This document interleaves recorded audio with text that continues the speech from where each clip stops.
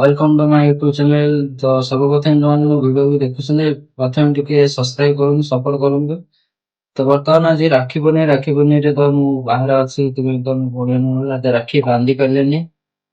ତ ସେଥିପାଇଁ ଟିକେ ମନରେ ଫିଲିଙ୍ଗସ୍ ଆସୁଛି, ମାନେ ଟିକେ ଦୁଃଖ ଟାଇପ୍ ର ଲାଗୁଛି। ତଥାପି ଚଳିବ, କାରଣ ସବୁ ଭାଇ ଚାହାନ୍ତି ଯେ ତାଙ୍କ ଭଉଣୀକି ମାନେ ସୁଖରେ ରଖିବା ପାଇଁ, ସୁଖରେ ଦେଖିବା ପାଇଁ। ତ ସେଥିପାଇଁ ଆମେ ବାହାରକୁ ଯାଇଛୁ ନା କାମ କରିବା ପାଇଁ। ଭଉଣୀ ବଡ ଭାବେ ତାଙ୍କର ବାହାଘର ସବୁ କିଛି ଗୋଟେ ପୁଅକୁ ଦେଖିବା ପାଇଁ ପଡେ, ସେଥିପାଇଁ ପୁଅ ଆଜି ବାହାରେ ଆସିଛି। ତ ସେଥିପାଇଁ ମାନେ ନିଜକୁ ଫିଲ୍ ହଉଛି ଯେ ଏମିତି ନା ଆର ବର୍ଷ ଭଉଣୀ ଥିଲା ପାଖରେ, ହାତରେ ରାକ୍ଷୀ ବାନ୍ଧିଥିଲା, ତ ଏ ବର୍ଷ ମାନେ ରାକ୍ଷୀ ପଠେଇଛି ସତ, କିନ୍ତୁ ବାନ୍ଧିବାର ମଜା ଟିକେ ଅଲଗା। ତ ସେଥିପାଇଁ ଭାବିଲି ଗୋଟେ ଭିଡିଓ କରି ଗୋଟେ ପୋଷ୍ଟ କରିବି। ତ ଆପଣମାନେ ଯଦି ଯୋଉମାନେ ବି ଦୂରରେ ଅଛନ୍ତି, ମାନେ ବର୍ତ୍ତମାନ ଓଡ଼ିଶା, ମୋର ତ ଷ୍ଟୋରୀ ମୋର ଓଡ଼ିଶା।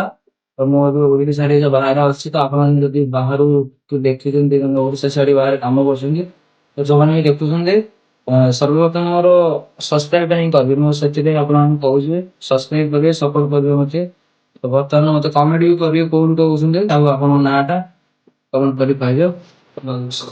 ଆଉ ରାକ୍ଷୀ ପୂର୍ଣ୍ଣିମାରେ ତ ଅଧିକ କିଛି କହୁନି, କହିଲେ ସେଥିପାଇଁ ଆପଣମାନଙ୍କୁ କହୁଛି ଆପଣ ଭଲରେ ରୁହନ୍ତୁ, ଭଲରେ କାମ କରନ୍ତୁ।